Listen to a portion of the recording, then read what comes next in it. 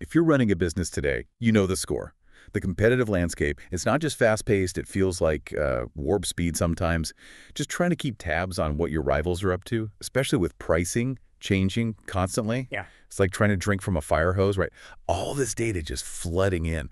The old ways, traditional market research, waiting for those quarterly reports. Honestly, that feels like a strategy for going bust. The market just shifts way too quickly. So today we're doing a deep dive into something businesses are using right now to get ahead: AI-driven competitor pricing monitoring. That's absolutely right. And our mission here for this deep dive is really to guide you through the source material, look at how companies are actually using these sophisticated AI setups, how they turn all that messy real-time market data into actual competitive intelligence. We want to unpack the tech, understand what the AI is doing, and, see what the real business payoff is. Right. And the starting point has to be the basic problem. Mhm. The old way of gathering intel is just, well, broken. It's too slow, too manual. You've got teams trying to sift through mountains of data points. Exactly. And the solution is this combination of advanced tools. You've got specialized AI working hand in hand with what they call multi-channel platform crawlers or MCP crawlers. This whole setup is built to grab data in real time from everywhere online. That allows for those quick data-backed pricing moves you absolutely need to navigate, well, today's volatile markets. Okay, let's break down that first part. The e-commerce world is this huge, chaotic ocean.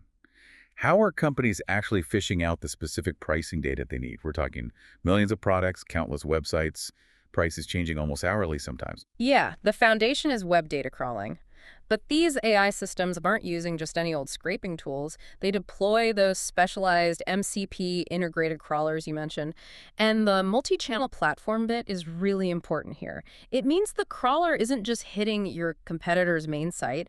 It's simultaneously checking their Amazon store, maybe niche distributors, different regional prices, their direct-to-consumer channels, all at once. Ah, so it's not just about speed, it's about the breadth. Making sure if a competitor starts some price war in, say, the Midwest through a third-party seller, you actually know about it now, not 6 weeks later when your sales suddenly crater. Precisely. But here's a technical detail that often gets missed, and it's really crucial for making this work long term. These crawlers rely heavily on sophisticated proxy servers. Okay, I wanted to push on that because the sources mentioned this is key for ethical compliance, but practically speaking, why the proxy servers? What's the operational need? Well, it's both, really. Ethical and practical. Think about it. If your AI crawler hits the same competitor site thousands and thousands of times a day from one IP address, that competitor's IT team will spot that pattern like that.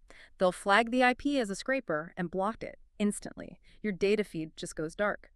So the proxy servers are basically a network of decoys. They route their requests through maybe hundreds, even thousands of different IP addresses all over the world. That randomization is the key operationally to keep the data flowing without interruption. Yes, it helps tick the compliance boxes for fair use, but its main job is just avoiding those blocks. That ensures you get that continuous, broad data you need for insights across all their markets and channels. Okay, that makes total sense. So the takeaway isn't just get data, it's invest in the infrastructure to get compliant, uninterrupted, and really broad data. Right. So we've covered how the data gets collected, but raw data on its own, it's just noise until you make sense of it. Which brings us to the heavy lifting part. What does the AI actually do with these massive amounts of information once it's pulled in? How does it go from data collection to, real intelligence? Let's start with the sheer volume. How does the AI even begin to process all the price changes, the promotions, the new products popping up every hour? So the first big function is what's called trend summarization. Often this is powered by AI copilots. Think of it like this. Instead of, say, 15 analysts spending a week manually reading 2,000 different reports and trying to stitch together the findings, the AI does it almost instantly. It flags and summarizes the emerging pricing trends across the whole sector. Okay, and that's where the huge time savings really kick in, right? You're not just saving time grabbing data, but synthesizing it. The AI delivers these clear, actionable takeaways instead of analysts spending days buried in spreadsheets trying to connect the dots. Absolutely. The specific outputs are things like spotting sector-wide shifts. Is the whole consumer electronics market suddenly seeing deflation? Or is one specific region getting hit with aggressive local promotions? You get a clear picture of new promo strategies, patterns in competitor behavior almost immediately. Ready for an executive summary. That's powerful. But summarization feels like step one. To react smartly, You need to understand the why behind a price change, the intent. Which brings us to the next layer, I assume. Correct. Now we move into machine learning classification. This is where the ML frameworks add a really critical layer of analysis. They start classifying the types of pricing strategies being used. This helps the business understand the intent behind what competitors are doing. For instance, the system doesn't just see a price drop, it categorizes it. Is this penetration pricing? Signaling a long-term aggressive push to grab market share? Or is it more like a clearance model, suggesting they're just dumping old stock before a refresh? And the sources mentioned these ML systems can classify these strategies with, what was it, up to 90% accuracy. That sounds impressive, a big confidence booster. But let me play devil's advocate for a second. If I'm betting my inventory budget based on this, that 10% inaccuracy, doesn't that still sound potentially, well, disastrous? What does that error margin actually mean? That's a really fair point. That 10% inaccuracy often crops up in ambiguous cases, situations where even human experts might disagree. Maybe it's a weird product category or the data is a bit patchy.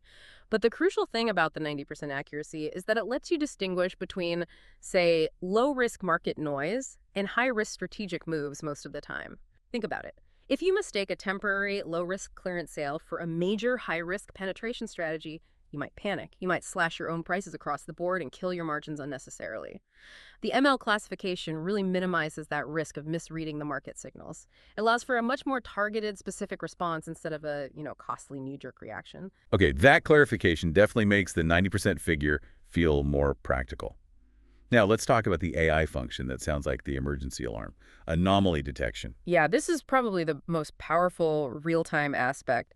The ML algorithms are constantly watching the data flow, learning what normal price behavior looks like for each competitor, each product, and then its job is basically to scream when something deviates wildly from that normal pattern, when things suddenly go sideways. And what kinds of sideways are we talking about? What specific anomalies is it looking for?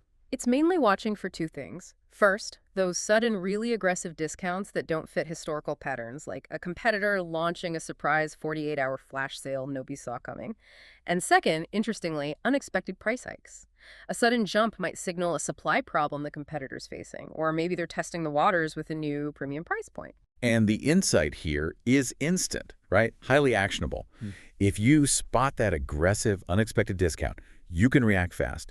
Maybe counter with a targeted promo yourself just in that region, or even try to secure inventory before they buy it all up. It lets you protect your market share from those sudden shocks. Exactly. It just eliminates that lag time between the disruption happening and your team actually realizing it's happening. And in e-commerce, that lag, that's often the difference between keeping your customers or losing them for good. Okay, so the AI is doing all this work, collecting, classifying, detecting anomalies. Let's connect it back to the listener. Where does the rubber meet the road? What's the actual bottom line impact, the tangible P&L stuff? Right. Moving from the mechanics to the margin, as you say, the number one payoff is pretty clear. Gaining a serious competitive edge. Having those real-time insights just lets businesses adjust their prices faster and more strategically than competitors who are flying blind or using old data. That flexibility means you're much more likely to be offering the right price at the right moment. And that translates directly into, well, more market share and better customer retention. And the sources also pointed to a huge win on the balance sheet side, too. Cost efficiency. The metric mentioned was pretty striking. Automating this kind of analysis can cut operational costs by potentially as much as 40%. Yeah, that 40% figure is staggering. And it comes from basically taking the most tedious, repetitive, and frankly error-prone tasks off the plates of your expensive human analysts.